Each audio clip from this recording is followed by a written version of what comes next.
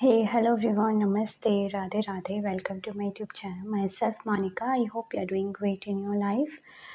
I'm a service provider as a teacher and a guider of your, and I'm providing to you some free content of related to the business statistics subject, and I hope it will help a lot in your studies and as well as in your education field. So let's get started. As you know, we are in chapter number 6, Measures of Central Tendency. We are doing mode in discrete series method, and there are two methods to compute this: inspection method and grouping method, and we have done inspection method. Now let's move with the grouping method.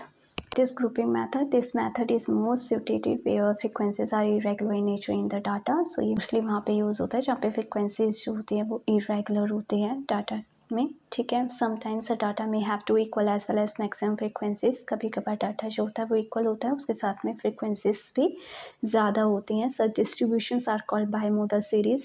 इस distribution को हम bimodal series कहते हैं. In all such cases mode में not exist against the value having maximum frequencies. इन सारे cases के अंदर मोड जो है वो एग्जिस्ट नहीं करता बिकॉज इसके अगेंस्ट में जो फ्रिक्वेंसीज होती हैं वो मैक्सिमम वैल्यू में होती हैं. It may slip to other value of x in the data, और ये अदर वैल्यू में स्लिप होता है लाइक एक्स सीरीज में, ठीक है, डाटा के अंदर. In such cases grouping method is use to find the value of mode. इन सारे केसेस में ग्रुपिंग मेथड का यूज़ किया जाता है मोड की वैल्यू को फाइंड आउट करने के लिए. It has two steps namely grouping table and analysis table. इसके टू स्टेप्स होते हैं, grouping table and analysis table.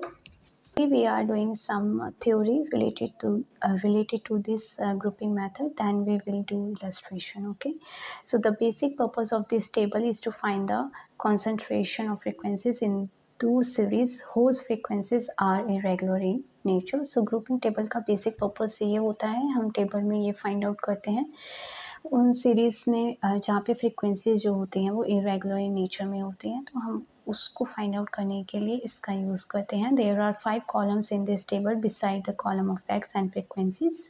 इस टेबल में 5 कॉलम्स होते हैं, उसके साथ में एक एक्स का कॉलम होता है, फ्रिक्वेंसीज का कॉलम होता है. There are as under. First column में कंटेन्स द फ्रिक्वेंसीज गिवन, ठीक है. फर्स्ट कॉलम में फ्रिक्वेंसीज गिवन होती हैं. सेकेंड कॉलम में we write the total of first two frequencies in their centre. Thereafter, the total of next two frequencies are written in their center and so on.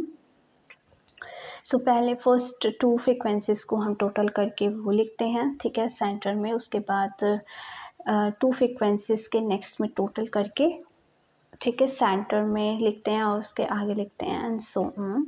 Third column में after leaving the first frequencies go on adding the remaining frequencies in twos. Third column में हम उसके बाद में first frequencies को add करके बची हुई फ्रिक्वेंसीज, दो और फ्रिक्वेंसीज को ऐड करते हैं, जैसे 2 + 3 4 + 5. फोर्थ कॉलम में हम एडिशन को कंटिन्यू करते हैं, ठीक है, जैसे 3 करते हैं. पहले हम दो वैल्यूज़ को ऐड करते हैं, फिर 3 वैल्यूज़ को ऐड करते हैं, जैसे कि 1 2 3 4 5 6, ठीक है. फिफ्थ कॉलम में go on adding frequencies in threes after living the first frequencies. फिर फिफ्थ कॉलम में भी हम एडिशन को कंटिन्यू रखते हैं, जैसे फर्स्ट फ्रिक्वेंसी को छोड़ के बाकी आगे की 3 वैल्यूज़ को ऐड करते हैं, ठीक है. सिक्स्थ कॉलम में go on adding the frequency in threes after leaving first two frequency. Sixth column में हम फिर आगे की 2 फ्रिक्वेंसीज को छोड़ के आगे की 3 वैल्यूज़ को ऐड ऑन करते हैं. तो इस तरीके से ग्रुपिंग टेबल जो है वो क्या किया जाता है, ड्रॉ किया जाता है. The highest total of frequencies obtained from 6 columns of grouping table are posted in the analysis table in the form of a bar. तो highest total frequencies देखते हैं, ठीक है, फिर उसको 6 कॉलम में ग्रुपिंग टेबल से पोस्ट करके एनालिसिस टेबल में बार के थ्रू दिखाते हैं, ठीक है. The analysis table has columns 1 to 6 on the left hand side and the probable values of mode on right hand sides. तो एनालिसिस टेबल में 1 to 6 तक के कॉलम जो होते हैं वो लेफ्ट हैंड साइड में होते हैं और प्रोबेबल वैल्यूज़ जो होती हैं मोड की वो राइट हैंड साइड्स में होती हैं. Suppose the total of fourth column is highest. मान लो कि टोटल फोर्थ कॉलम्स जो हैं हाईएस्ट है against the total of frequencies of fourth, fifth and sixth frequencies, ठीक है. So we shall mark a bar against column number 4 to 6. ठीक है। तो हम उस कॉलम में बार क्या लगाएंगे, 4 से लेके 6 तक की। The system preparation of these two table can be examine from the following illustration. So किस तरीके से इन 2 टेबल्स को प्रिपेयर किया जाता है वो हम इस इलस्ट्रेशन के थ्रू देखेंगे, ठीक है। Let's do the illustration number 40। So find mode by grouping method from the following data. So हमें ग्रुपिंग मेथड से मोड फाइंड आउट करना है। सो एक्स गिवन है एंड फ्रीक्वेंसीज गिवन है, ठीक है। सो ग्रुपिंग टेबल जो है ये ग्रुपिंग टेबल है। एक्स गिवन है 20, 21, 22, 23, 24, 25, 26।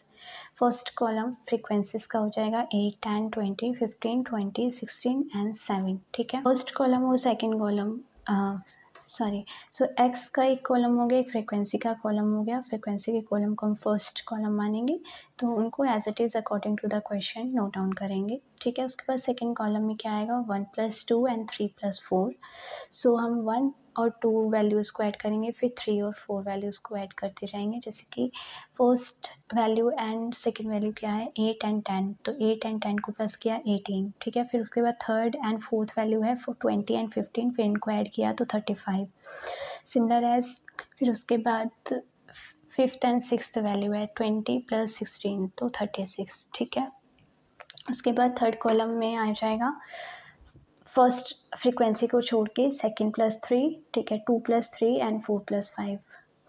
तो फर्स्ट वाली वैल्यू को छोड़ देंगे, 2 और 3 मतलब second and third value add करेंगे, तो 10 + 20 30, ठीक है। उसके बाद फोर्थ फिफ्थ वैल्यू 15 + 20 35, फिर 16 + 7 23, ठीक है। उसके बाद फोर्थ कॉलम में 1 + 2 + 3 4 + 5 + 6 वैल्यू, ठीक है।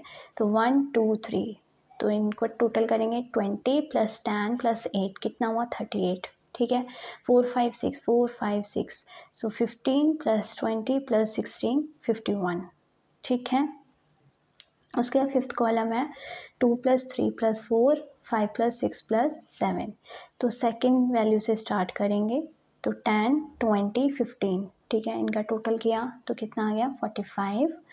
देन 5 6 7 वैल्यू, तो 5 6 7, ठीक है। इनका टोटल करेंगे तो क्या आएगा 43। लास्ट कॉलम है सिक्स्थ कॉलम, तो इसमें थर्ड + फोर्थ + फिफ्थ एंड 6 + 7 + 8, ठीक है। तो इन वैल्यूज़ को ऐड करना है। ऐड करेंगे 3 + 4 5, तो 3 हो गई 20 4 15 एंड फिफ्थ वैल्यू 20, ठीक है। तो इनका टोटल करेंगे तो 55 आएगा। उसके आगे 6 7 तो है, 8 वैल्यू नहीं है, इसलिए इसको ऐड नहीं करेंगे, ठीक है। इस तरीके से ग्रुपिंग टेबल को ड्रॉ किया जाता है। ओके, नाउ अब एनालिटिकल टेबल देखो किस तरीके से ड्रॉ होता है। तो यहाँ पे एक्स सीरीज़ को लिखा जाएगा, ठीक है। 20 21 22 23 24 25 एंड 26। यहाँ पे कॉलम्स होंगे ये वाले, ठीक है। First second third fourth fifth sixth, ठीक है। यहाँ पे टोटल आएगा।